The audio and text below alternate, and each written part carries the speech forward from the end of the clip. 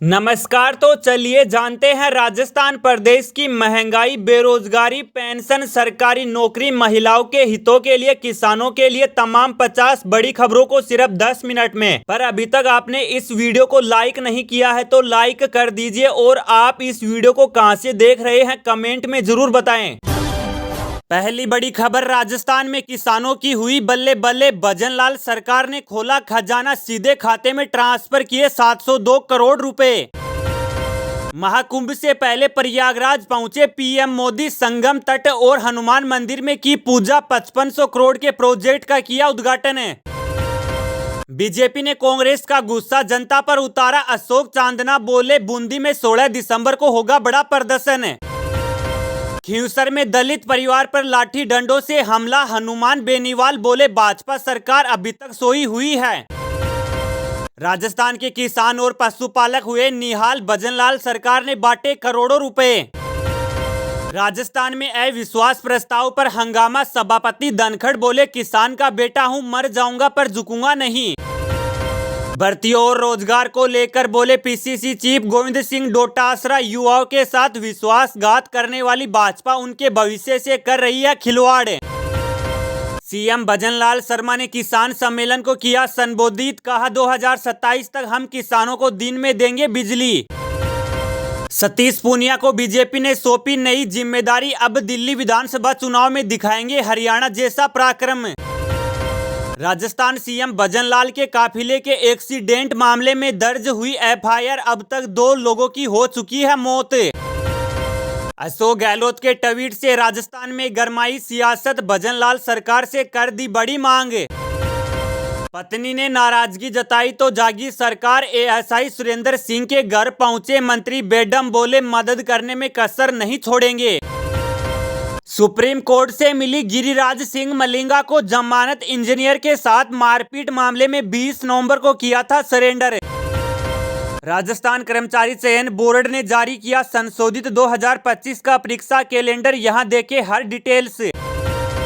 सरकार के कार्यकाल की पहली वर्षगांठ, बाबूलाल खराड़ी बोले 5 साल में जनता के काम कर चुकाएंगे उनका कर्जा। अगली बड़ी खबर, राजस्थान में किसानों के लिए बड़ी खबर, सरकार ने जारी की 702 करोड़ रुपए की राशि। जी हां, मुख्यमंत्री भजनलाल शर्मा ने किसान सम्मेलन में एक महत्वपूर्ण घोषणा की है। उन्होंने किसान सम्मान निधि की राज्य की दूसरी किस्त जारी की है, जिसमें 702 करोड़ रुपए की राशि शामिल है। यह राशि प्रदेश के 70 लाख किसानों के खातों में सीधे ट्रांसफर की जाएगी। इस योजना के तहत राज्य सरकार 2000 रुपए की सम्मान निधि अतिरिक्त जारी कर रही है। पहली किस्त पहले ही जारी की जा चुकी है और अब दूसरी किस्त के रूप में यह राशि जारी की गई है। राजस्थान के मुख्यमंत्री भजनलाल शर्मा अजमेर में कायड़ विश्राम स्थली पर किसान सम्मेलन को संबोधित करेंगे। इस अवसर पर उन्होंने 70 लाख किसानों को 700 करोड़ रुपए की सम्मान देने की घोषणा की है। इसके अलावा 3.25 लाख पशुपालकों को 5 रुपए प्रति लीटर दर से 200 करोड़ रुपए की सहायता दी जाएगी।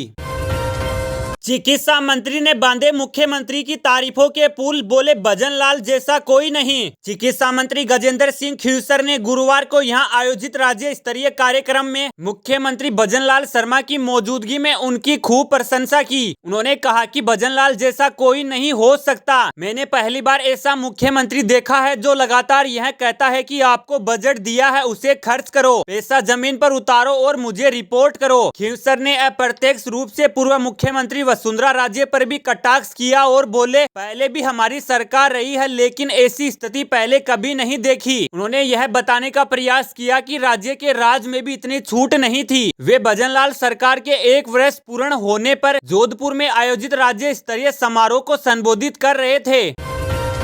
संसद में प्रियंका बोली नेहरू को छोड़िए आपने क्या किया, राजनाथ ने संविधान पर चर्चा में नेहरू का नाम नहीं लिया था। जी हां, उपचुनाव में वायनाड से चुनाव जीतकर सांसद बनी प्रियंका गांधी वाड्रा ने पहली बार सांसद में भाषण दिया। उन्होंने अपनी इस पहली डेब्यू स्पीच के जरिए ही सरकार पर कई आरोप लगाए हैं। इसके साथ ही पीएम मोदी को अडानी मामले में घेरने की कोशिश भी की है। पीएम मोदी पर निशाना साधते हुए प्रियंका गांधी ने कहा कि पहले राजा बेस बदलकर आलोचना सुनने जाते थे, आज पीएम बेस तो बदल रहे हैं लेकिन जनता के बीच जाने की हिम्मत नहीं है। वायनाड सांसद ने कहा कि आज देश में आज डर का माहौल है। देश में ऐसा माहौल अंग्रेजों के राज में था। यही कारण है कि भय फैलाने के लिए केंद्र सरकार आज चर्चा से डर रही है। प्रियंका गांधी ने कहा कि भारत का संविधान संघ का विधान नहीं है, ये देश है और एक रहेगा। राजस्थान को बड़ी सौगात देने आएंगे पीएम मोदी, केंद्र से मिल सकते हैं 63,000 करोड़ रुपए। जी हां, भजनलाल सरकार के कार्यकाल का 1 साल पूरा होने पर 17 दिसंबर को पीएम नरेंद्र मोदी जयपुर में होने वाले समारोह में Parvati Kali Sindh Chambal eastern Rajasthan canal project के पहले चरण का शिलान्यास करेंगे। जल संसाधन विभाग प्रोजेक्ट से जुड़े हर पहलुओं से पीएमओ और केंद्रीय जल शक्ति मंत्रालय को अवगत करा रहा है। विभाग के अधिकारी योजना की निर्माण लागत का 90% हिस्सा केंद्र से लेने की तैयारी में है। उम्मीद की जा रही है जानकारी पहुंचने के बाद पीएम मोदी इसकी घोषणा सभा में ही कर दे। ऐसा होता है तो 70,000 करोड़ के पीकेसी ईआरसीपी प्रोजेक्ट में से केवल 7,000 करोड़ ही राज्य सरकार को खर्च करने होंगे। केंद्र सरकार ने इसे रिवर लीकिंग प्रोजेक्ट में शामिल किया है।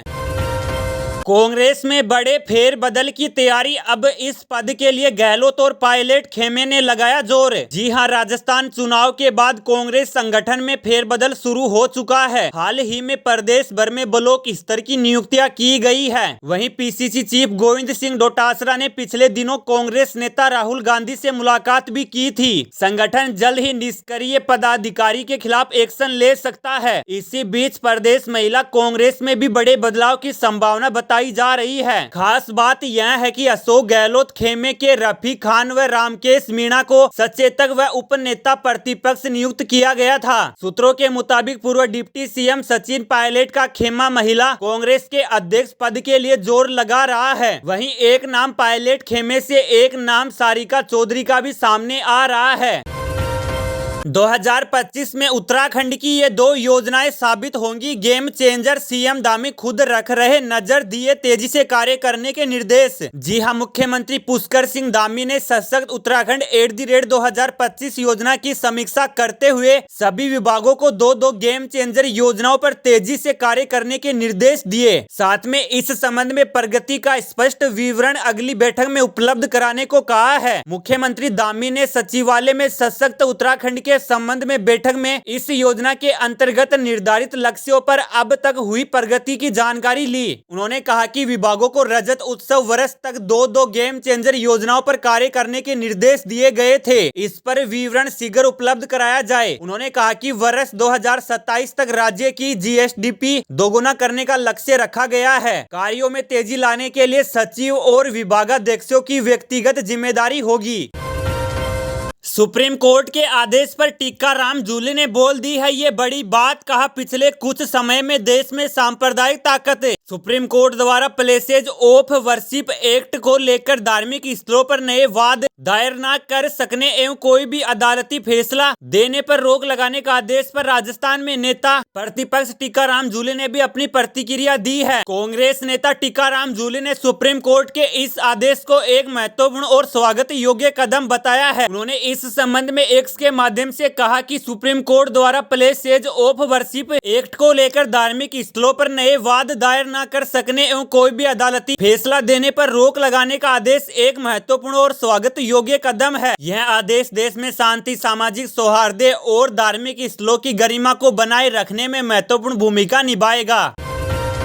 खाटू श्याम बाबा के नगरी से लेकर आए ये 5 चीजें जीत जाएंगे हर हारी बाजी। जो भी भक्त बाबा के दरबार आता है उसकी सारी मनोकामना हारे का सहारा पूरा करता है। यदि आप खाटू श्याम की कृपा प्राप्त करना चाहते हैं तो खाटू श्याम की नगरी से 5 चीजें जरूर लेकर आएं जो बहुत शुभ मानी जाती है। खाटू श्याम मंदिर के पास एक कुंड है जहां स्नान करना काफी शुभ माना जाता है। ऐसे में वहां का जल घर ले आए और इसका छिड़काव करें, इससे नकारात्मकता दूर होती है। बाबा श्याम के मंदिर से प्रसाद लाना भी शुभ माना जाता है। इसे घर ले आए और लोगों में प्रसाद बांटे, साथ ही खुद भी खाए, इससे घर की आर्थिक स्थिति सही होती है। खाटू धाम की मिट्टी लाना शुभ माना जाता है। यहाँ की मिट्टी घर लाकर तुलसी के पौधे में डाले, इससे घर में बरकत होती है। श्याम बाबा के दरबार से इत्र घर लेकर आए।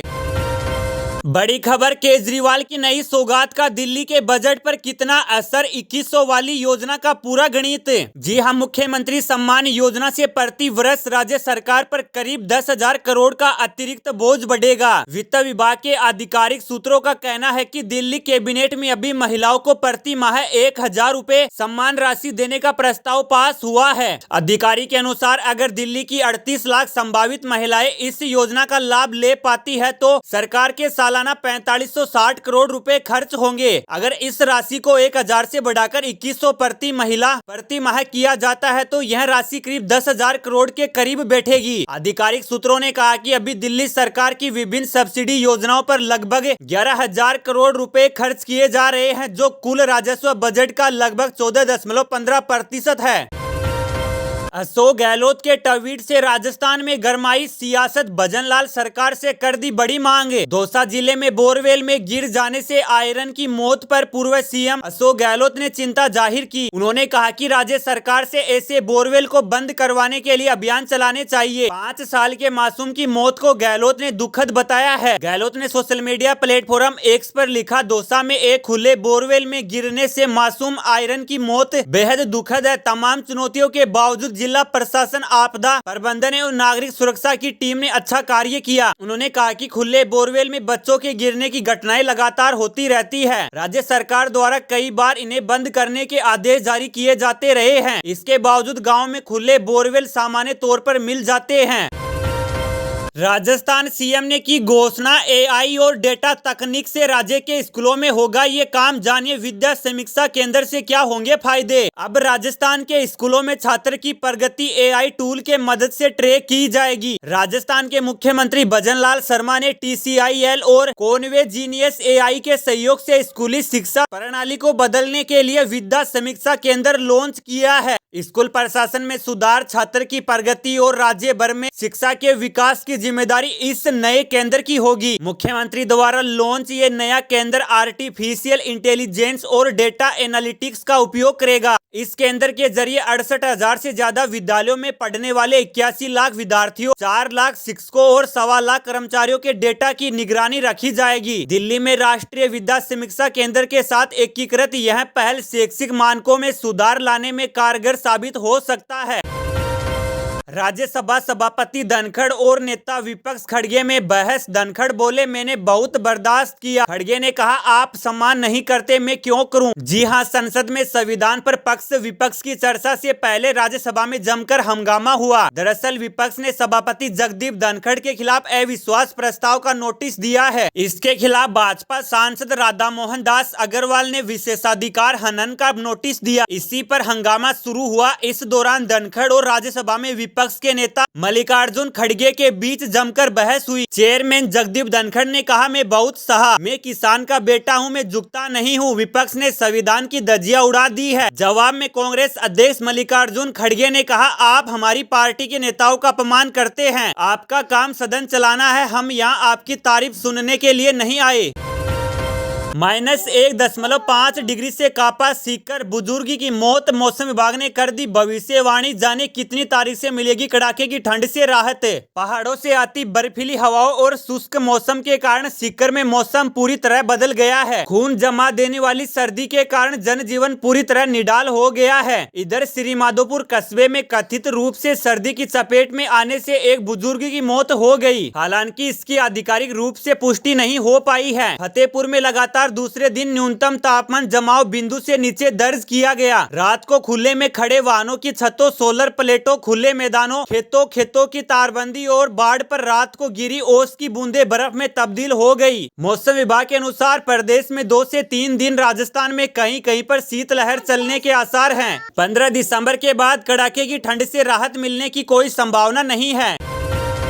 बड़ी खबर, सतीश पूनिया को बीजेपी ने सौंपी नई जिम्मेदारी। अब दिल्ली विधानसभा चुनाव में दिखाएंगे हरियाणा जैसा पराक्रम। जी हां, हरियाणा विधानसभा चुनाव में भारतीय जनता पार्टी को बड़ी जीत दिलाने वाले राजस्थान भाजपा के पूर्व प्रदेश अध्यक्ष सतीश पूनिया को बीजेपी ने बड़ी जिम्मेदारी सौंप दी है। अब वे दिल्ली विधानसभा चुनाव में पार्टी के प्रचार का जिम्मा संभालेंगे। हाल ही में दिल्ली में हुई एक बैठक में भाजपा के संगठन महासचिव BL संतोष ने कुछ सीटों की जिम्मेदारी उन्हें सौंपी है। यह जिम्मेदारी मिलने के बाद से ही उनका कॉन्फिडेंस हाई लेवल पर है। बीजेपी में सभी को उम्मीद है कि वे दिल्ली में भी हरियाणा जैसा पराक्रम रिपीट करेंगे। सतीश पूनिया के सबसे बड़ी चुनौती दिल्ली के पूर्व सीएम अरविंद केजरीवाल की तरफ से एक दिन पहले किए गए उसे ऐलान का तोड़ निकालना है, जिसके तहत हर महीने महिलाओं को 2100 रुपए दिए जाएंगे।